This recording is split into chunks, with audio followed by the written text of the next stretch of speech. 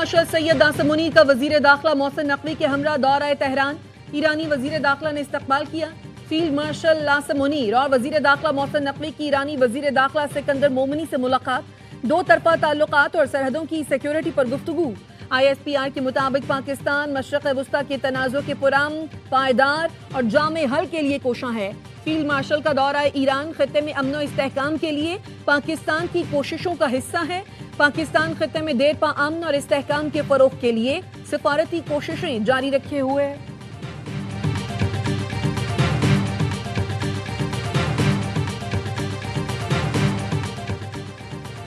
پاکستان خطے میں کشیدگی کے خاتمے کے لیے کوششیں کر رہا ہے۔ فیلڈ مارشل سے دو طرفہ تعلقات اور سیکیورٹی امور پر بات ہوگی۔ ایران پاکستان تعلقات تاریخ کے بہترین دور سے گزر رہے ہیں۔ ترجمان ایرانی وزارت خارجہ اسماعیل بقائی کا کہنا ہے امریکہ کی معاشی پابندیاں غیر قانونی ہیں۔ امریکی اقتصادی دباؤ کسی صورت قبول نہیں کریں گے۔ سلطنت عمان کے وزیر خارجہ کل تہران کا دورہ کریں گے، جس کا مقصد خطے میں امن و استحکام کو فروغ دینا ہے۔ اسماعیل بقائی کا کہنا تھا مکہ دفاعی معاہدے میں شمولیت کی باضابطہ دعوت نہیں ملی۔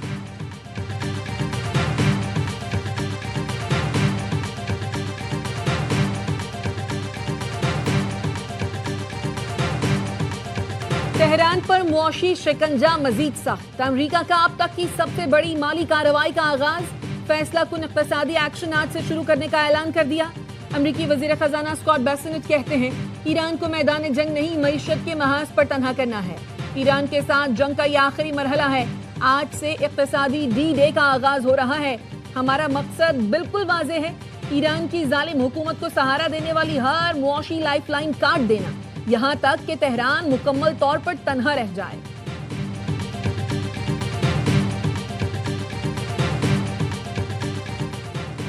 امریکی معاشی حملے کا اعلان، فوجی محاذ پر ناکامی کا اعتراف ہے۔ پاسداران انقلاب کے ترجمان کا کہنا ہے اگر آپ فوجی محاذ پر کامیاب ہو جاتے تو اس معاشی شور شرابے کی ضرورت ہی نہ پڑتی۔ ایرانی وزیر خارجہ عباس اراغچی کہتے ہیں معاشی پابندیاں نئی بات نہیں، امریکی ہرموز سے اچھی طرح واقف ہیں، اقتصادی دباؤ بھی ناکام ہو جائے گا، جانتے ہیں مقابلہ کیسے کرنا ہے۔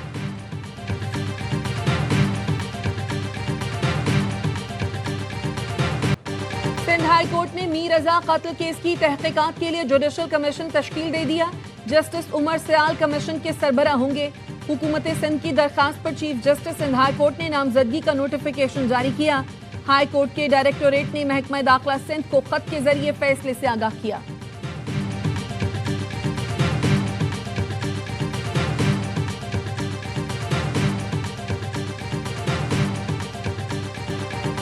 مقتول میر رضا کے اہل خانہ نے جوڈیشل کمیشن کے خلاف درخواست دائر کر دی۔ سندھ ہائی کورٹ نے فریقین کو 31 اگست کے لیے نوٹس جاری کر دیے۔ کیس کی تحقیقات کے لیے JIT بنانے کے لیے پٹیشن بھی فائل۔ میر رضا کے پارٹنر کی عبوری ضمانت میں 1 ستمبر تک توسیع۔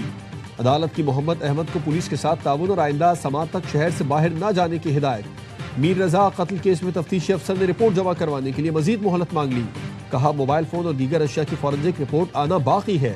عدالت کا 7 ستمبر تک رپورٹ جمع کروانے کا حکم۔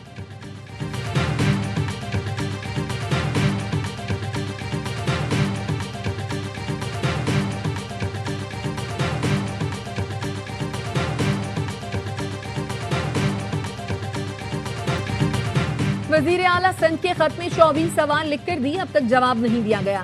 میر رضا کیس میں وکیل جبران ناصر نے JIT بنانے کا مطالبہ کر دیا۔ کہا آپ کیمروں کی مدد سے چالان تو کر دیتے ہیں، ملزمان کو کیوں نہیں پکڑ رہے؟ نئی تفتیشی ٹیم 15 دن بعد بھی کسی نتیجے پر نہیں پہنچ سکی۔ اس مرحلے پر جوڈیشل کمیشن کی تشکیل کیس پر منفی طور پر اثر انداز ہوگی۔ جوڈیشل کمیشن کی انکوائری عدالت میں چالان کے طور پر پیش نہیں کی جا سکتی۔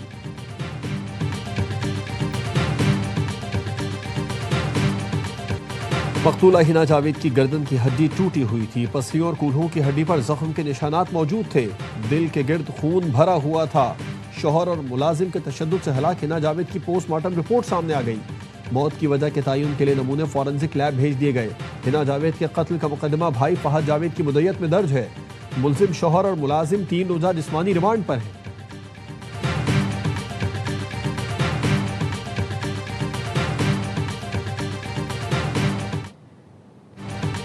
اسپیکر چیمبر کے ذریعے حکومت اور PP میں رابطوں میں پیش رفت نہ ہو سکی۔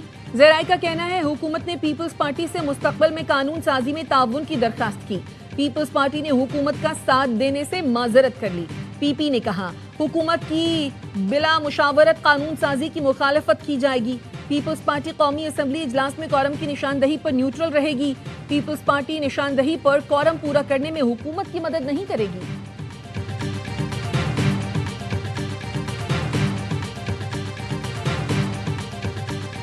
وزیر اعظم شہباز شریف سے وزیر اعلیٰ سندھ مراد علی شاہ کی ملاقات. سندھ کے امور اور ترقیاتی منصوبوں پر بات چیت. باہمی دلچسپی کے امور اور سیاسی معاملات پر گفتگو.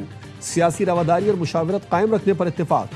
ملاقات میں رانا ثناء اللہ، محمد اورنگزیب، اعظم نذیر تارڑ، احد چیمہ، شہزاد فاطمہ، علی پرویز بھی موجود تھے.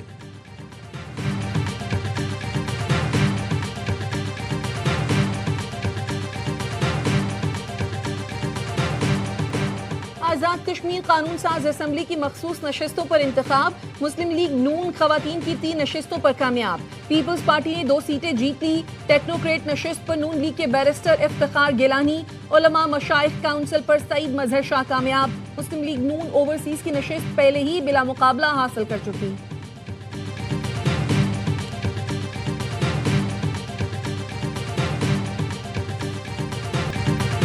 چیف جسٹس مصروف تھے، اس لیے رجسٹرار سپریم کورٹ سے ملاقات ہوئی. Chairman P T I barrister Gohar کہتے ہیں سپریم کورٹ کے حکم کی واضح خلاف ورزی ہوئی ہے. ہم نے ہمیشہ عدالت میں دستک دی. بانی کو ڈیل کرنا ہوتی تو 3 سال قید نہ کاٹتے. امید ہے سپریم کورٹ جلد سماعت مقرر کرے گی.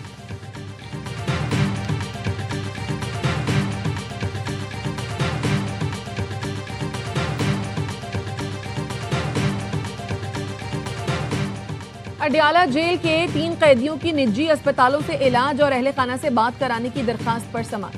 وکیل نے کہا درخواست گزار ہیموفیلیا کی بیماری میں مبتلا ہیں. 2 ماہ میں 10 مرتبہ اسپتال لایا گیا لیکن کوئی افاقہ نہ ہوا. درخواست گزار کی بیماری کا علاج پاکستان میں صرف شفا اسپتال میں ہی ممکن ہے. سپریم کورٹ کا فیصلہ ہے بیماری کا علاج سرکاری اسپتال میں نہیں ہو سکتا تو نجی اسپتال منتقل کیا جا سکتا ہے. فیصلے نے واضح کر دیا علاج کے اخراجات اہل خانہ برداشت کر سکتے ہیں. سپریم کورٹ فیصلے پر انحصار کرتے ہوئے استدعا ہے میڈیکل بورڈ تشکیل دیا جائے.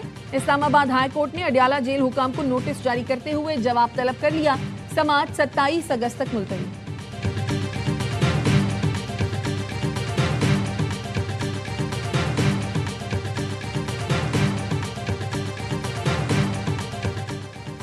نائب وزیر اعظم اسحاق ڈار 5 روزہ دورے پر برطانیہ پہنچ گئے. ترجمان دفتر خارجہ کا کہنا ہے اسحاق ڈار برطانوی وزیر خارجہ، وزیر مملکت برائے پاکستان اور دیگر اعلیٰ حکام سے بھی ملاقاتیں کریں گے. نائب وزیر اعظم کی انٹرنیشنل میری ٹائم آرگنائزیشن کے سیکرٹری جنرل سے بھی ملاقات ہوگی. علاقائی بحری سلامتی سے متعلق امور پر تبادلہ خیال کیا جائے گا. شنگھائی تعاون تنظیم کا سربراہی اجلاس 1 ستمبر کو بشکیک میں ہوگا. ذرائع کا کہنا ہے وزیر اعظم شہباز شریف شرکت کریں گے.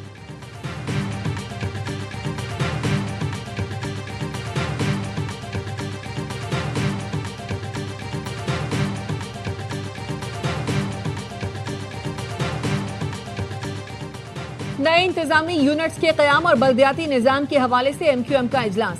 قیادت اور کارکنان کو سوشل میڈیا اکاؤنٹس پر نئے یونٹس کا لوگو لگانے کی ہدایت. مصطفیٰ کمال نے کہا اختیارات کی نچلی سطح تک منتقلی ہی مسائل کا واحد حل ہے. رابطہ مہم کے دوران مؤثر طرز حکمرانی کی اہمیت بھی اجاگر کی جائے گی.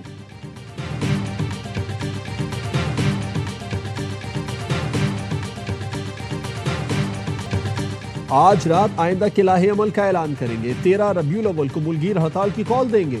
امیر جماعت اسلامی حافظ نعیم الرحمان کہتے ہیں حکومت نے پھر گندم برآمد کرنے کی اجازت دے دی. گندم کی قیمت میں اضافہ ہو گیا، فائدہ مافیا کو ہوگا. حکومت پیٹرولیم لیوی ختم نہیں کرے گی تو ہم سڑکوں پر بیٹھیں گے.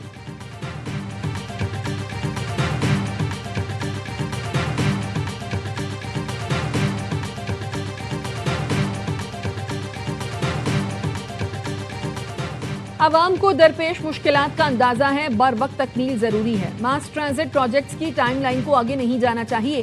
وزیر اعلیٰ مریم نواز کی ماس ٹرانزٹ پروجیکٹس اجلاس میں گفتگو. گجرانوالہ یلو لائن ماس ٹرانزٹ کی تکمیل کے لیے آئندہ سال مارچ کی ڈیڈ لائن مقرر.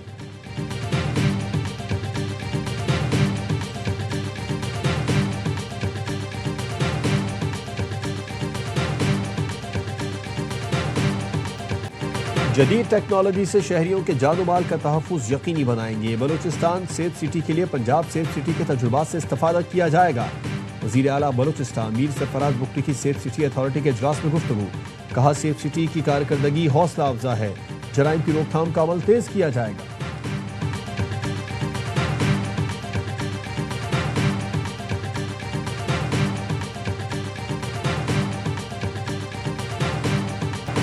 ایوان صدر میں کے ٹی بندر پورٹ سے متعلق اعلیٰ سطح کا اجلاس، صدر آصف زرداری کو کے ٹی بندر پورٹ کی ترقی پر تفصیلی بریفنگ، وزیر اعلیٰ سندھ مراد علی شاہ، ناصر شاہ، سلیم مانڈوی والا، شہری رحمان اور دیگر کی شرکت۔ چائنا ہاربر انجینئرنگ کمپنی کی جانب سے تعمیراتی تجاویز پیش، کے ٹی بندر پورٹ کی تعمیر و ترقی کے مستقبل کی حکمت عملی پر غور۔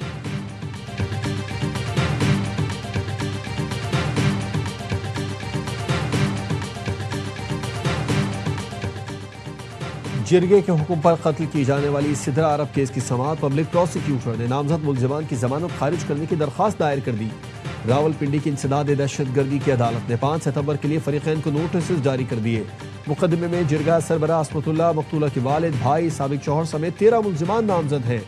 سیشن عدالت نے ملزمان کی بعد از گرفتاری درخواست ضمانت منظور کی تھی۔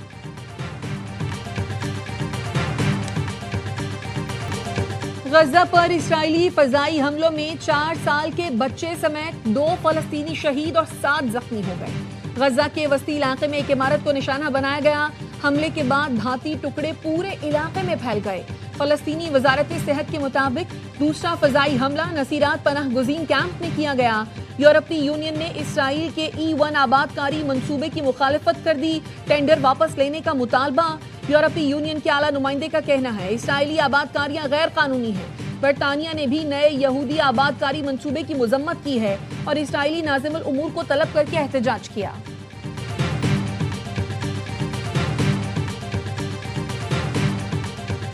شام سے نئی جنگ چھڑنے پر انتخابات میں ناکامی کا خوف اور ترکی سے براہ راست جنگ کا خدشہ بڑھنے پر اسرائیلی وفد مذاکرات کے لیے اردن پہنچ گیا۔ امریکہ کی ثالثی میں شامی وزیر خارجہ اور انٹیلیجنس سربراہوں سے ملاقات۔ شامی وزیر خارجہ نے وفد سے ملاقات کے بعد گفتگو میں بتایا کہ اسرائیلی جارحیت مکمل ختم ہو اور گولان پہاڑیوں سے فوری انخلا ہو، تبھی سیکیورٹی معاہدہ ممکن ہے۔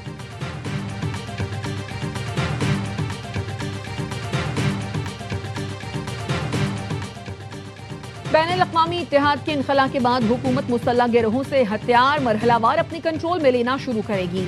عراق کے قومی سلامتی کے مشیر کا اعلان، کہا حکومت کے لیے فوجی محاذ آرائی ریڈ لائن ہے۔ اقدام عراق کے لیے حکمت عملی پر مبنی فیصلہ ہے جس کو محاذ آرائی کے بجائے مذاکرات کے ذریعے عملی شکل دی جائے گی۔ ان گروہوں کے ہتھیار حکومت کے زیر استعمال ہوں گے اور انہیں کسی غیر ملکی فریق کے حوالے نہیں کیا جائے گا۔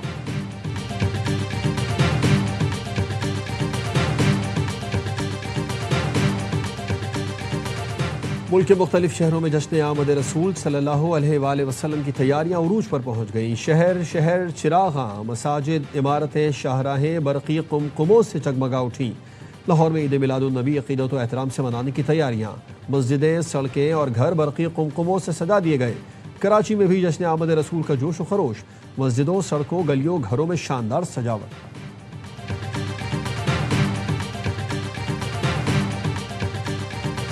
پہلے ٹیسٹ کی شکست کا بدلہ چکانا ہے تو لارڈز میں انگلینڈ کو ہرانا ہے۔ پاکستانی ٹیم دوسرے ٹیسٹ کے لیے آج لیڈز سے لندن جائے گی۔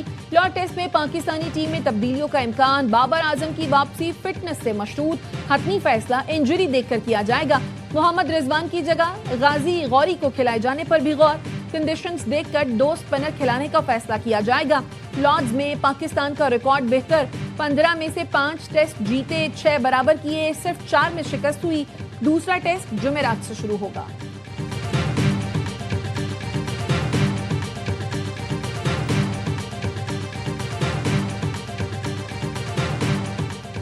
دفاعی چیمپئن بارسلونا کا لا لیگا کے نئے سیزن کا شاندار آغاز۔ بارسلونا نے پہلے میچ میں ایلچے کو 5-0 سے آؤٹ کلاس کر دیا۔ رافینہا اور فارمین لوپس نے 2 گول سکور کیے۔